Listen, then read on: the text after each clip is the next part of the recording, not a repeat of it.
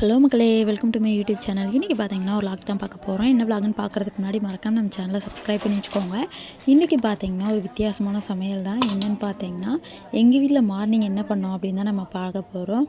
ரொம்ப நாள் கழித்து பார்த்திங்கன்னா ஹெல்த்தியாக அந்த சம்பா இருக்குது பார்த்திங்களா, அந்த இதில் பார்த்திங்கன்னா உப்புமா மாதிரி பண்ணோம். அதுவும் எப்படி டிஃப்ரெண்ட்டாக பிரியாணி ஸ்டைலில் உப்புமா மாதிரி அது பார்க்கவே சூப்பராக இருந்துச்சு. ஸ்மெல்லும் பார்த்திங்கன்னா செம்மையாக இருந்துச்சு. எப்படி பண்ணுறதுன்னு நம்ம பார்த்துடலாமா? அதுக்கு தேவையானது என்னென்னு பார்த்திங்கன்னா நீங்கள் சம்பா தான். இதை பார்த்திங்கன்னா வடைச்சட்டியில் கொஞ்சம் நல்லா நெய் ஊற்றிக்கோங்க. அதுக்கடுத்து பார்த்திங்கன்னா எண்ணெய் கொஞ்சோண்டு ஊற்றிட்டு இதெல்லாம் கொஞ்சம் நல்லா கொதிச்சதும் நம்ம வச்சுருந்தோம் பார்த்திங்களா சம்பா, அந்த இதை எடுத்து அப்படியே நல்லா நம்ம அப்படியே வறுத்து எடுத்துக்கிடணும். எப்பயும் போல் தான் நம்ம பார்த்திங்கன்னா கொஞ்சம் இந்த உப்புமாவுக்கு தேவையானது இந்த ரவை இருக்குது பார்த்திங்களா, அதை எப்படி வறுப்போம் அதே ப்ராசஸ் தான். அதே மாதிரி தான் இப்போ நம்ம வறுக்க போகிறோம். இது எல்லாத்தையும் பார்த்திங்கன்னா கொஞ்சம் நேரம் நல்லா வறுத்து எடுத்துக்கோங்க. ஸ்மெல்லே பார்த்திங்கன்னா சூப்பராக இருக்கும். நம்ம எவ்வளோ நேரம் வறுப்போன்னு உங்களுக்கே தெரியும். அந்த அளவுக்கு பார்த்திங்கன்னா ஒரு 5 நிமிஷத்துக்கிட்ட பார்த்திங்கன்னா நல்லா அதை வறுத்து எடுத்துக்கோங்க. நான் பார்த்திங்கன்னா அப்படியே சுற்றி சுற்றி வறுத்து எடுத்துகிட்டு இருந்தேன். நல்லா எல்லா பக்கமும் படுற அளவுக்கு பார்த்திங்கன்னா நல்லா பண்ணாச்சு. அதுக்கடுத்து பார்த்திங்கன்னா ஒரு பிளேட்டுக்கும் மாற்றியாச்சு. அதை மாற்றிட்டு கொஞ்சம் நேரம் அதை ஆறட்டும். அதுக்கடுத்து பார்த்திங்கன்னா அதே வடைச்சட்டி இருக்குது பார்த்திங்களா, அதில் தான் நம்ம பண்ண போகிறோம். ஃபஸ்ட்டு எல்லாத்தையுமே எடுத்து தனித்தனியாக அரேஞ்ச் பண்ணி வச்சுக்கோங்க. இப்போ இதுக்கு தேவையானது என்னென்னு பார்த்திங்கன்னா தக்காளி, வெங்காயம், பச்சை மிளகா. நம்ம பிரியாணிக்கு என்னென்ன தேவையோ அது எல்லா ஐட்டமும் இதுக்கும் தேவை. ஏன்னா நம்ம பிரியாணி ஸ்டைலில் தான் பண்ண போகிறோம். அதுக்காக தான், அதுவும் வடைச்சட்டியில் பண்ண போகிறோம். அதுதான் ஹைலைட்டேவும். இப்போ மறுபடியும் கடாயை வச்சு எண்ணெயெல்லாம் நம்ம ஊற்றிக்கலாம். எண்ணெய் பார்த்திங்கன்னா கொஞ்சம் நேரம் சூடாகட்டும். அது வரைக்கும் பார்த்திங்கன்னா கொஞ்சம் பொறுமையாக தான் இருக்கணும்.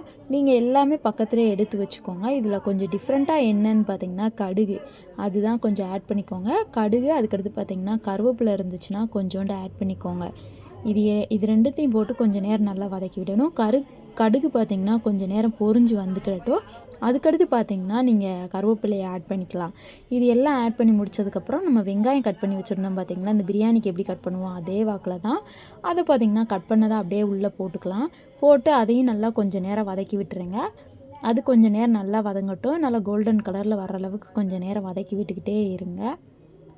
எனக்கு பார்த்திங்கன்னா அப்படியே கொஞ்சம் சுருங்க ஆரம்பிச்சிருச்சு அந்த வெங்காயம். அதுக்கடுத்து பார்த்திங்கன்னா நம்ம வச்சுருக்க பச்சை மிளகாவையும் கையோடு போட்டுக்கோங்க. போட்டு அதுவும் நல்லா கொஞ்சம் நேரம் வதங்கட்டும். அதுக்கடுத்து நம்ம பார்த்திங்கன்னா பொடிக்கு தேவையானதை நம்ம பார்த்துடலாம். என்னென்னு பார்த்திங்கன்னா நான் பார்த்திங்கன்னா சோம்பு கொஞ்சோண்டு எடுத்திருக்கேன். அதுக்கடுத்து பார்த்திங்கன்னா பட்டை, அதுக்கடுத்து பார்த்திங்கன்னா கொஞ்சம் இந்த பிரியாணிக்கு தேவையான இந்த ஏலக்காய் இந்த மாதிரி இருக்கும் பார்த்திங்களா ஐட்டம், அதுக்கு பேர்னால் எனக்கு என்னன்னு தெரியல. அது ஃபுல்லாக போட்டுக்கலாம். நம்ம போட்டு இதை ஃபுல்லும் பார்த்திங்கன்னா கொஞ்சம் நுணுக்கணும். ரொம்ப தூளாகணும் அப்படிங்கிற அவசியம் கிடையாது. நாங்கள் பார்த்திங்கன்னா கொஞ்சம் மீடியமான இதில் தான் நாங்கள் தூள் பண்ணவே ஆரம்பித்தோம். பாருங்கள், எங்கள் அம்மா பார்த்திங்கன்னா ஒரு 2 குத்து மட்டும் குத்திட்டு இருந்தாங்க. சுற்றி சுற்றி பார்த்திங்கன்னா 2 குத்து குத்திட்டாங்க. அவ்வளோதான். கொஞ்சம் பார்த்திங்கன்னா அது உடஞ்சாலே போதும். அதுக்கடுத்து நம்ம வச்சுருக்க பொடியை பார்த்திங்கன்னா இதில் ஆட் பண்ணிக்கலாம். இதை ஆட் பண்ணவும் பார்த்திங்கன்னா சரியான ஸ்மெல் அடிச்சிச்சுங்க. சூப்பராக இருந்துச்சு ஸ்மெல்லேவும். அதுக்கடுத்து இதை எல்லாத்தையும் நம்ம வதக்கி விட்டுக்கலாம். கொஞ்சம் நல்லா வதங்கட்டும். வதங்கினதுக்கப்புறம் தான் நம்ம தக்காளியை ஆட் பண்ணணும். அது வரைக்கும் பார்த்திங்கன்னா கொஞ்சம் நேரம் நல்லா வதக்கி விடணும். அப்புறம் பார்த்திங்கன்னா இஞ்சி பூண்டு பேஸ்ட் இருந்துச்சுன்னா அதை 1 ஸ்பூன் கிட்ட போட்டுக்கோங்க. போட்டு இதையும் சேர்த்து அது கூடயே சேர்த்து வதக்கி விட்டுக்கிட்டே இருங்க. நல்லா வதங்கட்டும். வதங்க பார்த்திங்கன்னா நமக்கு அந்த ஸ்மெல்லும் சூப்பராக இருக்கும். அதுக்கடுத்து பார்த்திங்கன்னா தக்காளி ஆட் பண்ணிக்கலாம். நான் தக்காளியும் ஆட் பண்ணிவிட்டேன். தக்காளி எப்பயும் போல் தான் ஜூஸ் ஆகிற அளவுக்கு கொஞ்சம் பார்த்திங்கன்னா வதக்கி விட்டுக்கிட்டே தான் இருக்கணும். இல்லைன்னா பார்த்திங்கன்னா அது நீட்டிகிட்டே இருக்கிற மாதிரி இருக்கும். அதனால தான் கொஞ்சம் நேரம் நல்லாவே வதங்கட்டும். அது வரைக்கும் கொஞ்சம் கிண்டி விட்டுட்டே தான் இருக்கணும். வேறு வழி இல்லை, நமக்கு கொஞ்சம் பொறுமை தேவை தான். நல்லா வதங்கியாச்சா? ஸோ அதுக்கடுத்து பார்த்திங்கன்னா இன்றைக்கி மார்னிங்கே பார்த்திங்கன்னா கொஞ்சம் கிளைமேட் நல்லா இருந்துச்சு. சரி, ஓகே அப்படிங்கிற மாதிரி ஒரு கிளிப்ஸ் எடுத்துகிட்டு அதுக்கடுத்து பார்த்திங்கன்னா மறுபடியும் செய்கிறதுக்கு ஸ்டார்ட் பண்ணியாச்சு. இப்போ பார்த்திங்கன்னா கொஞ்சம் வெயில் அடிக்கிற மாதிரியும் இருந்துச்சு, கொஞ்சம் மோடம் போட்ட மாதிரியும் இருந்துச்சு. இப்போ நம்ம வாங்க மேட்ருக்கு வருவோம். அதுக்கடுத்து பார்த்திங்கன்னா நம்ம பிரியாணி பொடி இருக்குது பார்த்திங்களா, அது கொஞ்சோண்டு போட்டுக்கோங்க. போட்டு இதையும் சேர்த்து நம்ம நல்லா வதக்கணும். ஆல்ரெடி பார்த்திங்கன்னா அந்த வெங்காயம் எல்லாமே வதங்கிருச்சு. அது கூடயே பார்த்திங்கன்னா இந்த பிரியாணி பொடியும் போட்டாச்சு. போட்டு அதையும் கொஞ்சம் நல்லா வதக்கி விட்டுக்கோங்க. இது நல்லா கொஞ்சம் நேரம் வதங்கட்டும். வதங்கி முடிச்சதும் பார்த்திங்கன்னா நம்ம தேவையானதை ஆட் பண்ண ஆரம்பிச்சிடலாம். கொஞ்சம் வதங்கத்தான் செய்யணும். ஏன்னா அந்த இதில் உள்ள பச்சை வாசனை போகணும்ல, அந்த பொடியில் உள்ள பச்சை வாசனை, அதுக்காக தான். அதுக்கடுத்து பார்த்திங்கன்னா கொஞ்சோண்டு தண்ணி ஆட் பண்ணிக்கோங்க. கொஞ்சமாக தண்ணி ஆட் பண்ணிக்கோங்க. லாஸ்ட்டாக பார்த்திங்கன்னா ஒரே ஒரு செம்புக்கிட்ட தண்ணி நாங்கள் ஆட் பண்ணியிருக்கோம். ஃபஸ்ட்டு இதை கொஞ்சம் நல்லா வதக்கி விட்டதுக்கப்புறம் பார்த்திங்கன்னா லாஸ்ட்டாக தான் நாங்கள் ஒரு செம்புக்கிட்ட தண்ணி ஊற்றினோம். அதுக்கடுத்து நம்ம வச்சுருக்கிறது எல்லாத்தையுமே நம்ம போட்டுடலாம். அது வரைக்கும் பார்த்திங்கன்னா கொஞ்சம் கொதிக்கட்டும். நல்லா கொதிச்சிச்சுன்னா சூப்பராக இருக்கும். இதை பார்க்குறதுக்கு எப்படி இருக்குன்னு பார்த்தீங்கன்னா, இந்த பூரிக்கு உருளைக்கிழங்கு தொக்கு பண்ணுவோம் பார்த்தீங்களா, அதே மாதிரி இருக்கும். அதுக்கடுத்து பார்த்தீங்கன்னா, ஒரு செம்புக்கிட்ட நான் தண்ணியும் ஊற்றிட்டு இப்போ பார்த்தீங்கன்னா கொஞ்சம் நேரம் இது கொதிக்கணும். கொதிக்கிற வரைக்கும் நம்ம வெயிட் பண்ணி தான் ஆகணும். அதனால் அது வரைக்கும் கொதிக்கட்டும். கொதித்ததுக்கப்புறம் மறந்துடாதீங்க, நம்ம ஒன்றே ஒன்று மறந்துட்டோம் பார்த்தீங்களா, என்னென்னு பார்த்தீங்கன்னா உப்பு தான். அதையும் ஃபைனலாக போட்டு ஒரு கிளறி விட்டுருங்க. கிளறி விட்டதுக்கப்புறம் அது வாடிக்கு பார்த்தீங்கன்னா ஒரு 5 நிமிஷத்துக்கிட்ட நல்லா கொதிக்கட்டும். அது வரைக்கும் நீங்கள் விட்டுருங்க. கொதித்ததுக்கப்புறம் நம்ம எல்லாத்தையுமே ஆட் பண்ண ஆரம்பிச்சிடலாம்.